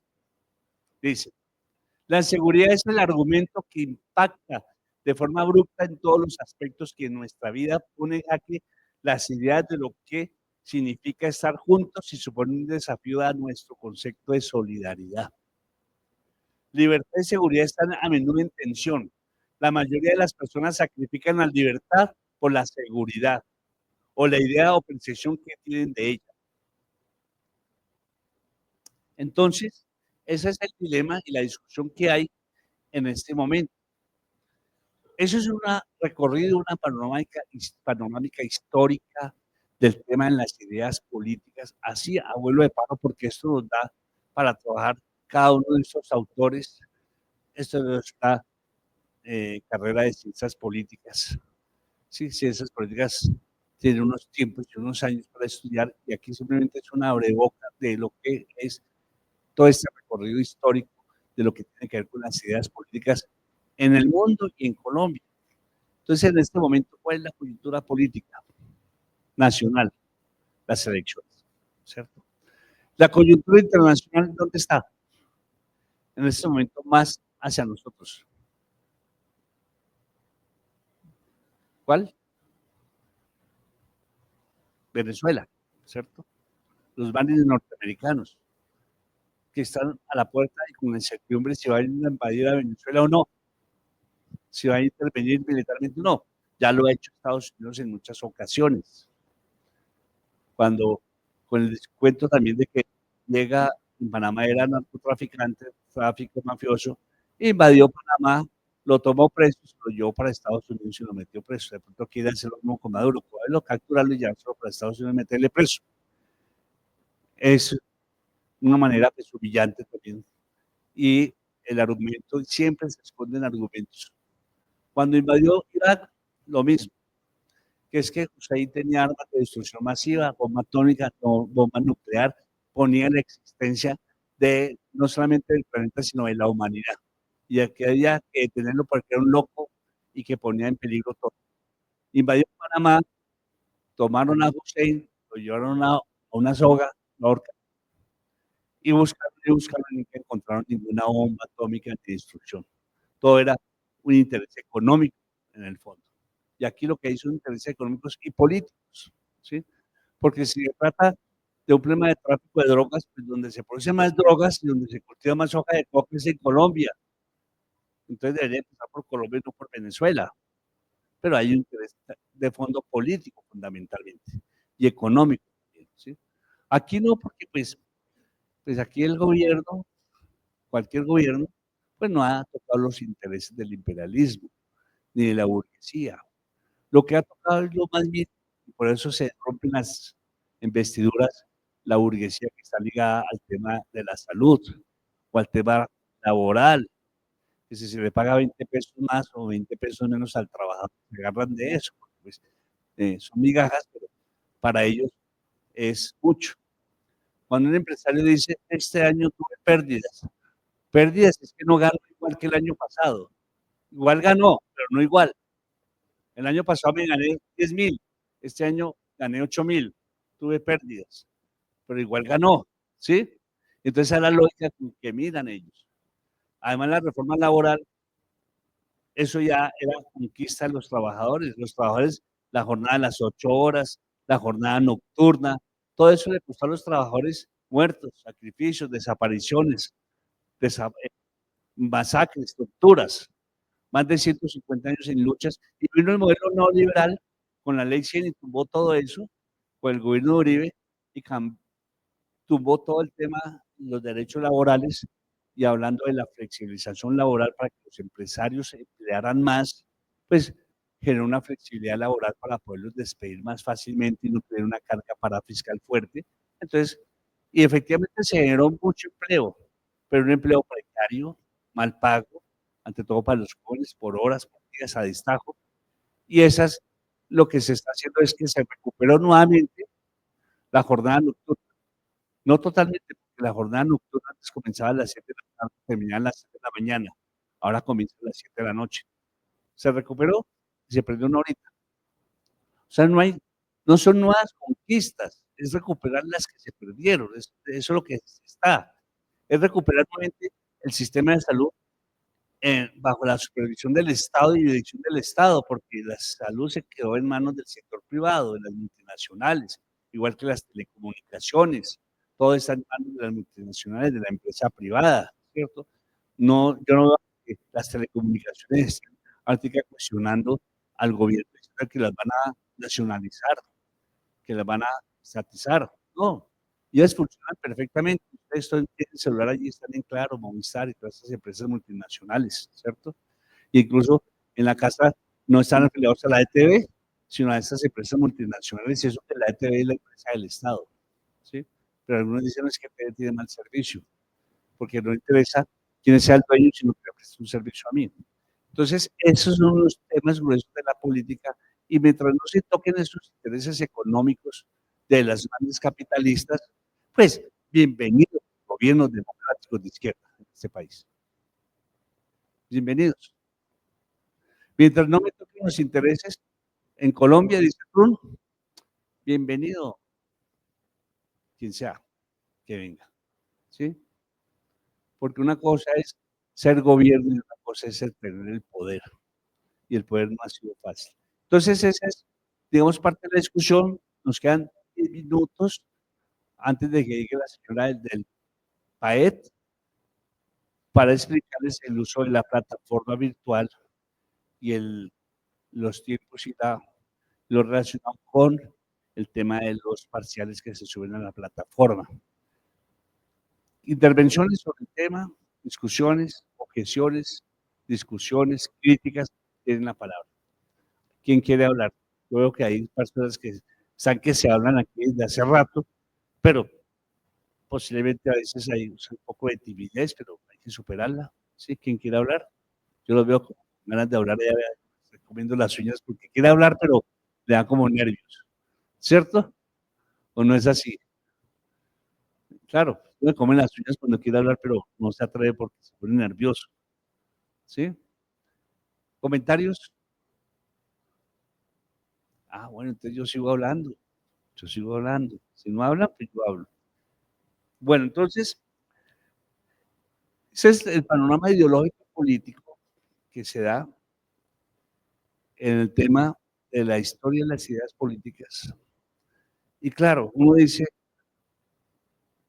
¿qué es lo que más nos conviene? Si usted sale y habla con una vendedora ambulante, un vendedor ambulante, y posiblemente le preguntan por quién va a votar en elecciones, y de pronto posiblemente dirá, no me importa quién quede, igual quien quede, tengo que salir a vender dulces, y tengo que ponerme con mi carrito acá y seguir vendiendo lo mismo. Mi vida no va a cambiar para nada. Y yo me pongo a pensar en el fondo y dirá, oye, así es un cierto, ¿no? O sea, ¿en qué me cambia la vida a mí en lo personal? Pero cuando uno lo mira, claro, esa es la manera más lógica de pensarse la vida, porque uno piensa en la existencia. Pero si uno lo mira así, pues desde luego que es una manera muy simple de mirar el tema de la política, porque estamos acostumbrados a cómo yo voy ahí. A propósito de cuál es la coyuntura en la universidad en este momento, hablando de coyunturas políticas, ¿cuál es la coyuntura en este momento? Yo dije que a nivel nacional las elecciones, a nivel internacional lo de Venezuela, para no hablar de Gaza y Ucrania. Pero a nivel aquí interno, ¿cuál es la coyuntura política? ¿Okay? El cambio de rector. Algunos dicen cambio de rector, otros dicen la elección de rector, y resulta que aquí no hay elección. Ustedes no elegimos. Nosotros nos consultan. Es una consulta. ¿Cuál es la comunidad? Le hacemos una consulta a la comunidad para que participe, pero nosotros decidimos. ¿Sí o no? ¿Quién decide? El Consejo Superior. Entonces ahorita hay 5 candidatos a la rectoría. No conozco sus programas, no conozco sus propuestas, no las he leído. ¿Sí? Pues en esa época siempre se habla de las maravillas que se van a hacer con la universidad. A propósito, se va a aplicar por primera vez la reforma de nuevos estatutos. Los decanos también se van a, y mire que las decanos tengo entendido que sí se eligen. O sea, ya los decanos no lo nombra el rector, sino que hay unos candidatos a las decanaturas y ustedes votan por ese decano. En el caso del rector, los 5, de acuerdo a la votación, pero no quiere decir que el que tenga la votación más alta va a ser el rector. Pueda que tenga la votación mediana. Lo que pasa es que aquí se le dio alto puntaje a los votos de los estudiantes, ¿sí? De la comunidad. Subió el porcentaje. Pero si un profesor saca 3.000 votos y el otro saca 2.800, el que sale de 2.800 puede ser el rector porque tiene mejor hoja de vida, porque le fue mejor en la entrevista. Entonces el Consejo Superior designa. Lo ideal sería que sea quien tenga la más alta votación, sea el rector. Esa es la democracia, pero aquí no aplica. Los dejo allí para darle la palabra a nuestra compañera Patricia de una vez, del PAED. ¿Sí? ¿Me puedes sacar la UCB, por favor?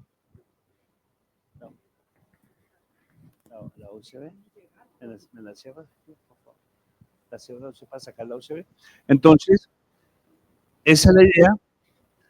Leamos de política, aprendamos de qué es la política. Una cosa es la politiquería, otra cosa es la política. La política es fundamental para nuestra vida. Sepamos elegir, conozcamos las propuestas, los programas. A veces los jóvenes no asumen la militancia política porque primero se han leído los programas políticos de las distintas organizaciones juveniles, ¿cierto? Que piensan esto. Y después de un análisis exhaustivo dice, yo voy a entrar a esta organización porque me gusta más su pensamiento, su ideología, su programa, su propuesta. Eso no se da. La militancia se da porque uno se emparcha y entonces hay un grupo y venga y entonces alguien saca un periódico y dice, es que yo soy del partido X, uy, sí, Camila, te invito a una reunión. Ay, bueno, chévere, hermano, vamos. Y terminan enganchados ahí, pero no es porque lo hagan en una actitud consciente, racionalismo político, ni nada por el estilo. Bien, entonces, muchas gracias por haberme escuchado, por haberme tenido la paciencia de escucharme con esa, tratando de hacer una síntesis que da para hacer 20 o 30 conferencias o 40, yo creo. Pero aquí nuestra compañera Patricia, que es del PAEP, ella nos va a explicar muy bien el trabajo de la plataforma Moodle, los tiempos, porque a veces tenemos dificultades con los estudiantes cuando presentan los parciales y no saben cómo es que funciona esto, y al presentar el parcial, pues tienen dificultades o no manejan los tiempos adecuados para eso. Entonces, eh, es importante que tengan esta información, este conocimiento. Proyecto académico de tecnologías.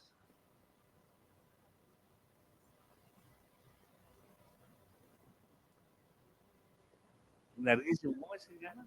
Proyecto Académico Transversal de Educación en Tecnología, PAED. De la Facultad de Ciencias y Educación, que queda ahí entrando a la decanatura mano derecha.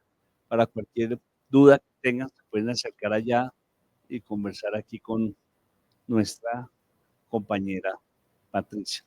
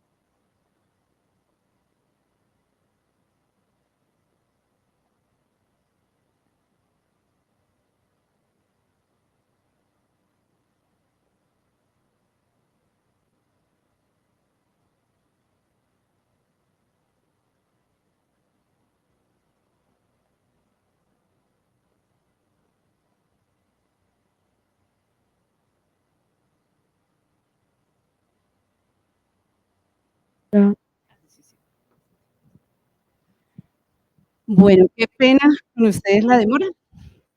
Eh, muy buenos días todavía para todos. ¿Cómo está mi profe? ¿Cómo me le va? Chicos, chicas, buenos días. Allá atrás, ¿cómo estamos? ¿Bien? ¿Me escuchan bien?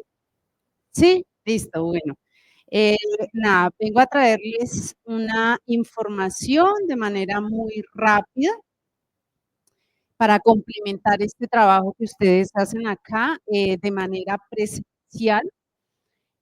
Vengo a compartirles que el proyecto académico transversal de educación en tecnología PAED, durante el ejercicio de la cátedra de contexto, los acompaña y los apoya a ustedes desde la parte virtual, como acompañamiento a este proceso presencial, y lo hacemos a través del aula virtual, ¿listo?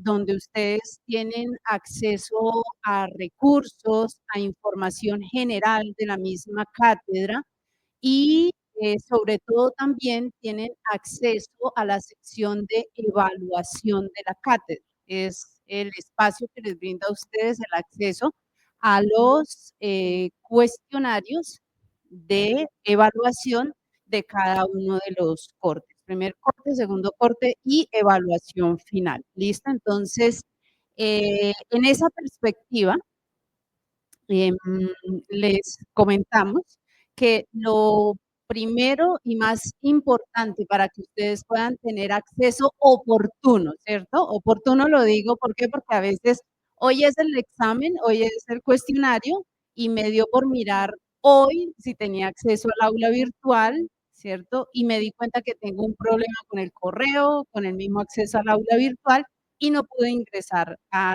realizar mi cuestionario. Entonces, desde este punto de vista, primero, importantísimo, chicos, que si alguno de ustedes en este momento o durante el transcurso de la cátedra del semestre llega a tener algún problema con su correo electrónico, con el ingreso a su correo electrónico, ¿listo?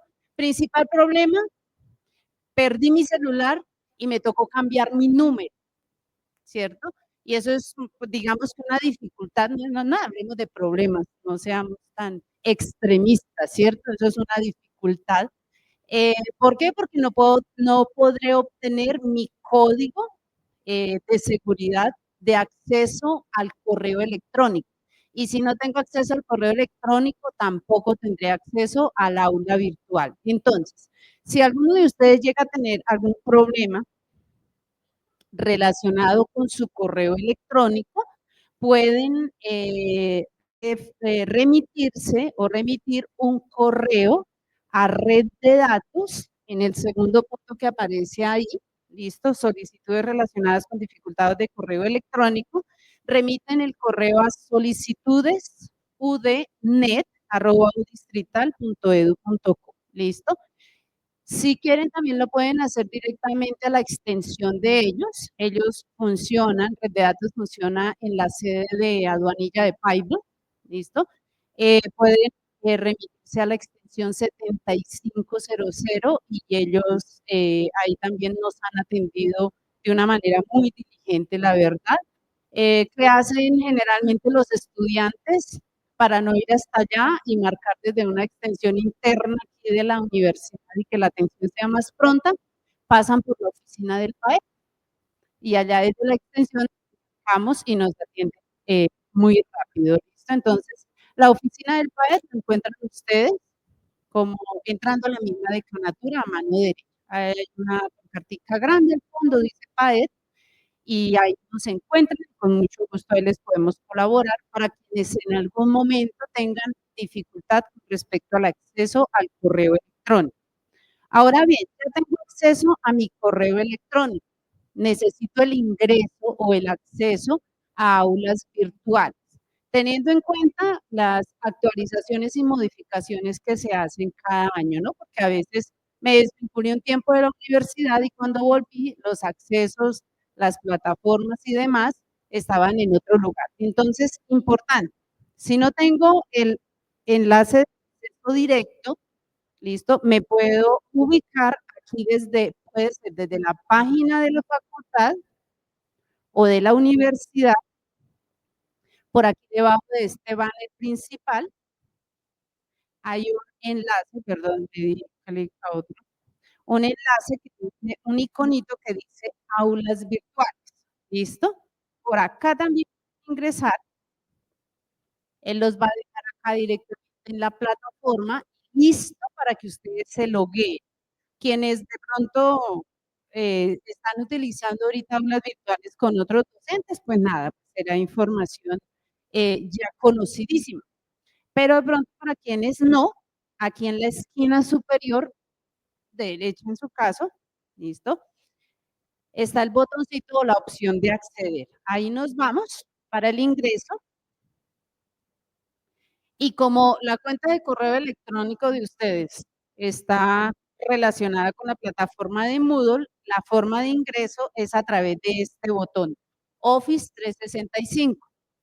En el caso de la profe, como ya tiene habilitada aquí el correo, pues no me va a preguntar mayor cosa. ¿Listo?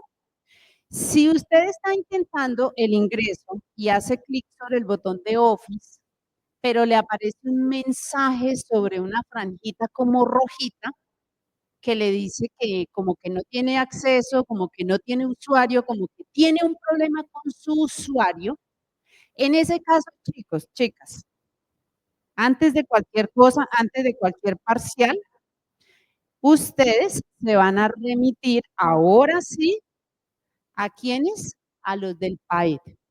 O van a la oficina o nos marcan la extensión 3064, ¿listo? O nos envían un correíto a paed@audistrital.edu.co comentándonos la situación y nos envían la captura de pantalla del error que les aparece al tratar de hacer el ingreso a la plataforma de aulas virtuales. ¿Listo? ¿Vale?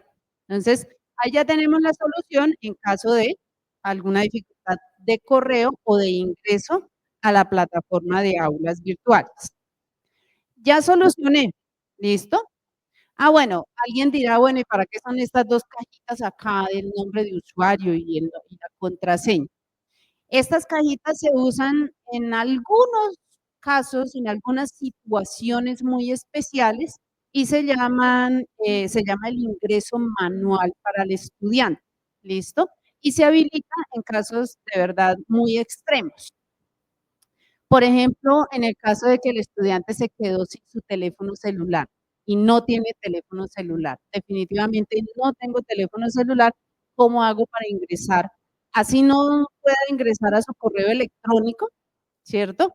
Pero que por lo menos pueda ingresar a la plataforma de aulas virtuales, perdón, para que pueda presentar, por ejemplo, su parcial, porque es una cuestión que no da espera. Si llega a tener un problema similar a ese, también igual, usted va hasta la oficina del PAED, ¿listo?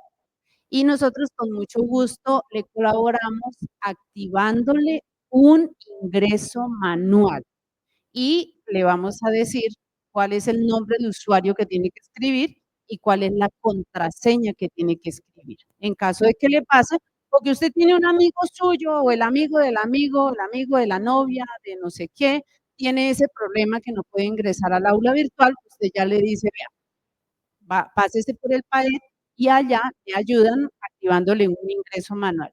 Los ingresos manuales no duran aquí para la eternidad, no, eso máximo dura un mes activo y se desactiva. Entonces, toca o volverlo a activar o solucionar el problema del celular. ¿Listo? Bueno, aquí ya no tengo problema, ingreso. ¿Listo? Aquí con el mío. Y bueno, ahora vamos al tercer punto y es eh, eh, la inscripción de ustedes al aula virtual de la cátedra de contexto. La inscripción a esta cátedra se realiza de una manera diferente a la inscripción a cualquier otra asignatura, ya que se realiza de manera masiva para poder garantizarle a los docentes y a ustedes que queden y estén realmente matriculados en el grupo que corresponde. ¿Por qué? Porque aquí, allá ustedes, hay unos que están con el profesor Ricardo, hay otros que están con el profesor Garay, hay otros que están, entonces dentro del aula internamente funcionan por grupos. Entonces la matriculación tiene que garantizar eh, esa organización de los estudiantes por grupos. Por tanto, digámoslo así, nosotros en el PAED somos quienes nos responsabilizamos de esa matriculación. Usted no tiene que hacer nada. Bueno, para matricularse, ¿listo? Usted no tiene que recibir ninguna clave, ni ninguna nada de eso, ni matricularse. Nosotros lo matriculamos, ¿listo? Cuando ya haya terminado el proceso de matriculación masiva, usted ingresa en la plataforma de aulas virtuales en la parte superior donde dice mis cursos y usted ahí debe encontrar la cátedra de contexto Francisco Antonio Moreno y Escandón. ¿Listo?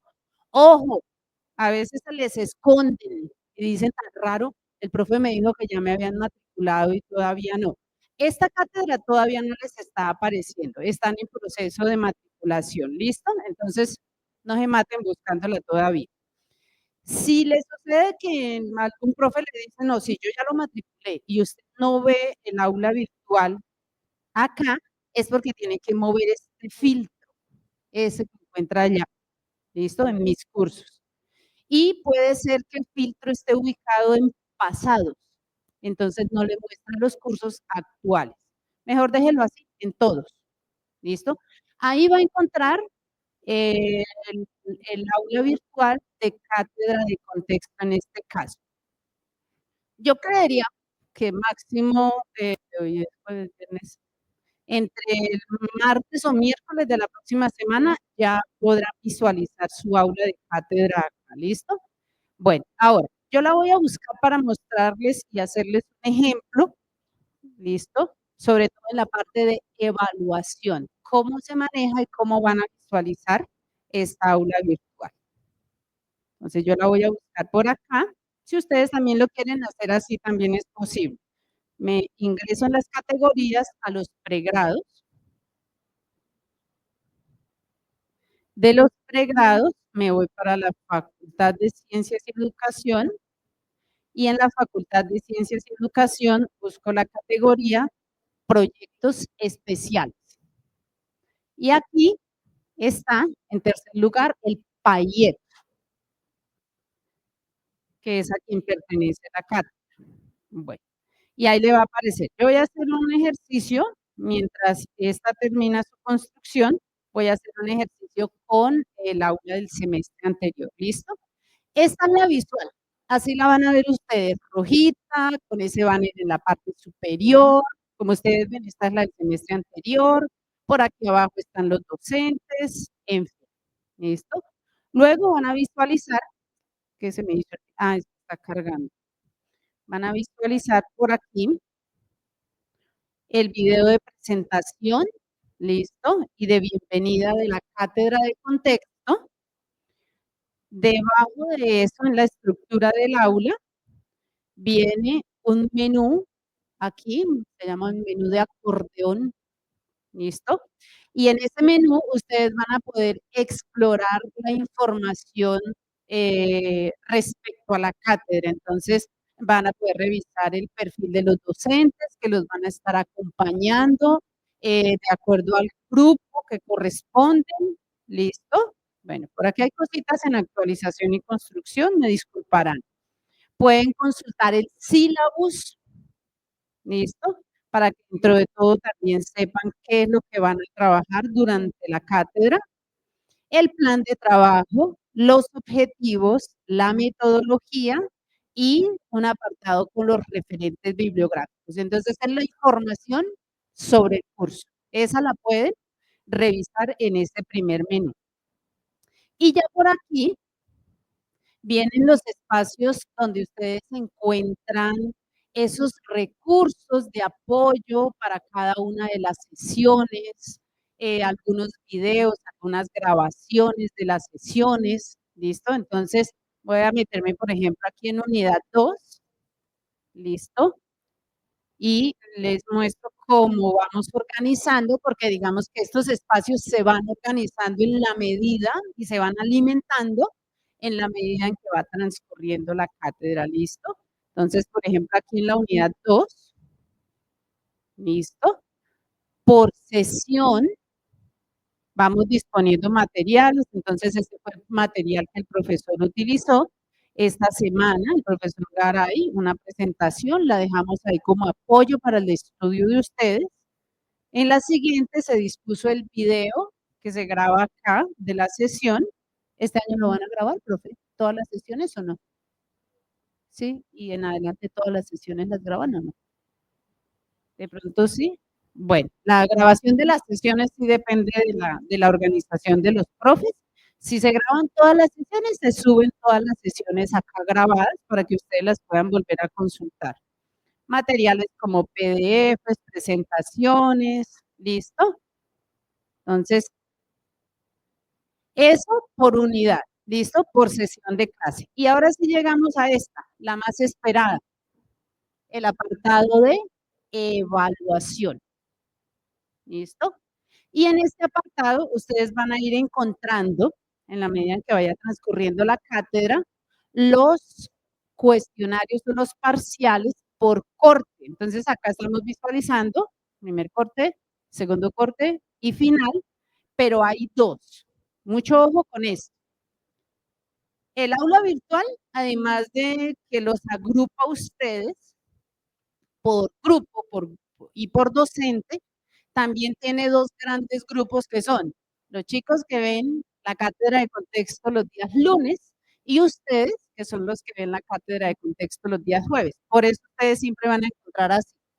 Parcial primer corte, grupo lunes. Y parcial primer corte, grupo jueves. Usted tiene que entrar al grupo que le corresponde. Si usted hace el intento de entrar al de lunes, el sistema lo va a rebotar y le va a decir que usted no está matriculado ahí.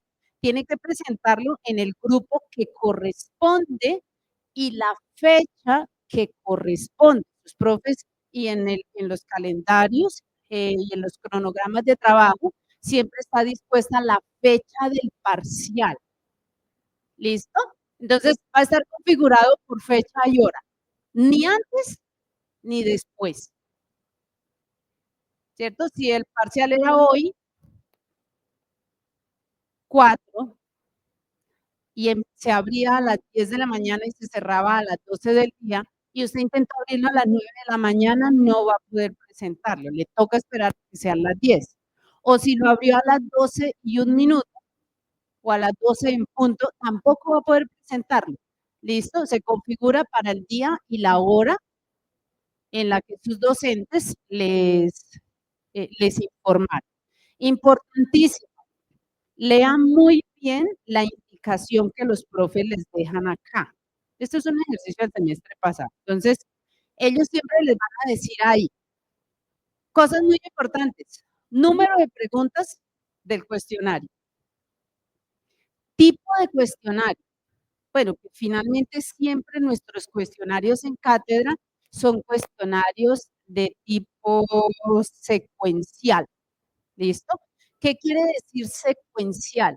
Que hay que responder las preguntas en el orden en el que vienen. No me puedo saltar de la 1 a la 5, porque luego no me deja devolverme o regresar a contestar la 2, la 3 y la 4 y las pierdo. Entonces, todos los parciales de cátedra de contexto siempre vienen configurados de manera secuencial. ¿Listo? ¿Vale? Aquí siempre los profes les informan del tiempo, 20 minutos, 30 minutos, depende del número de preguntas.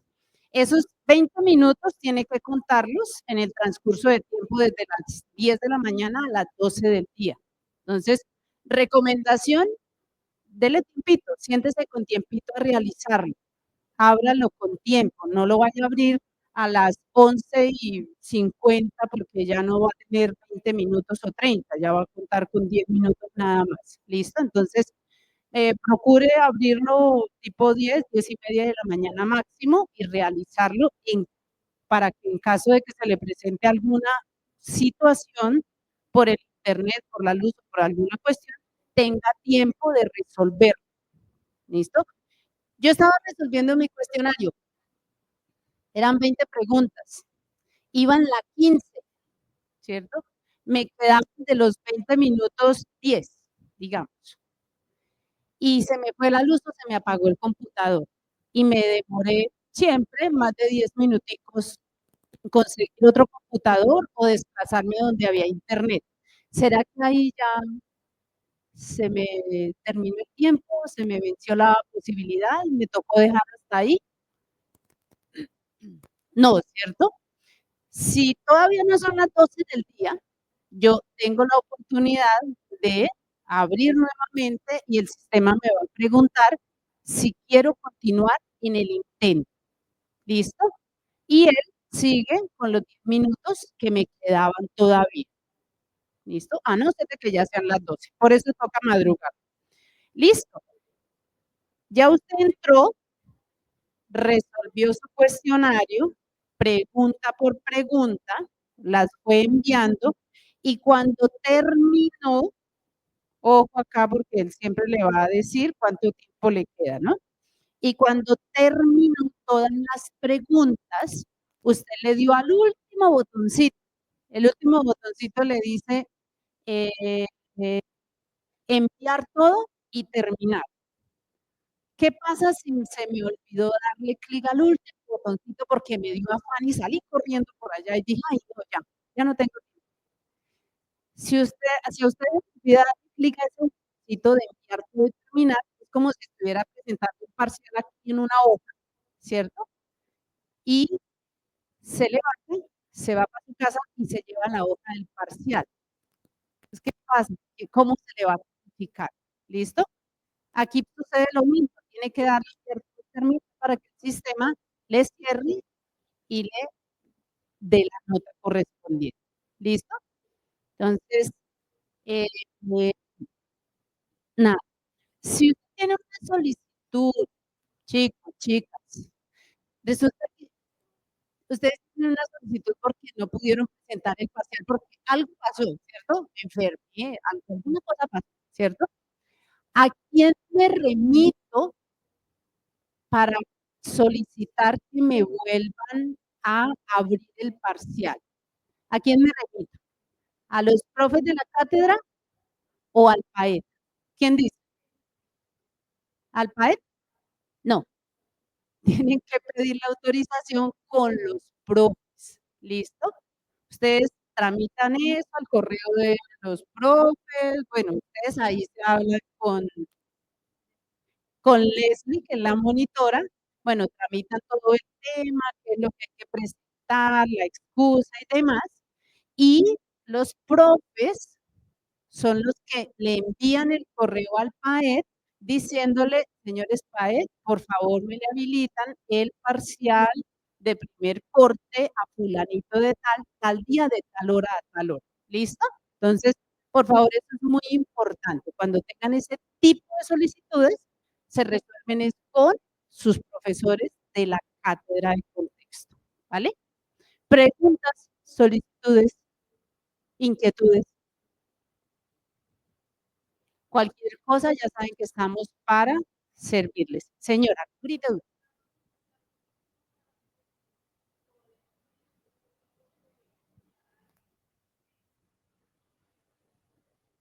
Eh, eh, mm, mm, como te decía, yo le calculo más o menos por el tiempo que sé que se demora la matriculación masiva, que la próxima semana, a mitad de semana, ya están matriculados.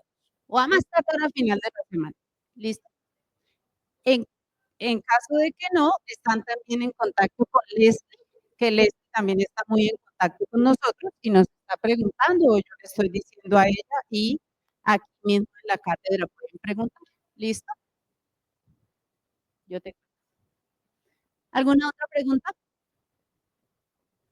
Chicos, yo me despido, los dejo acá con el profe Ricardo porque se despidan. Muchísimas gracias. Gracias, Patricia, muy amable por la explicación y tu tiempo. Entonces, damos por finalizada la sesión del día de hoy. Toman su asistencia y se van a almorzar, por favor. Aunque almorzar es una costumbre pequeño burguesa, pero bueno,